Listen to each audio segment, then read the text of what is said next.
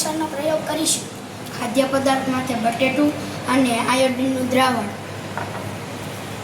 આ સ્ટીકમાં આયોડિનનું દ્રાવણ ભરેલું છે. એને બટેટાની છાલ ઉપર 2-3 ટીપા નાખીશું.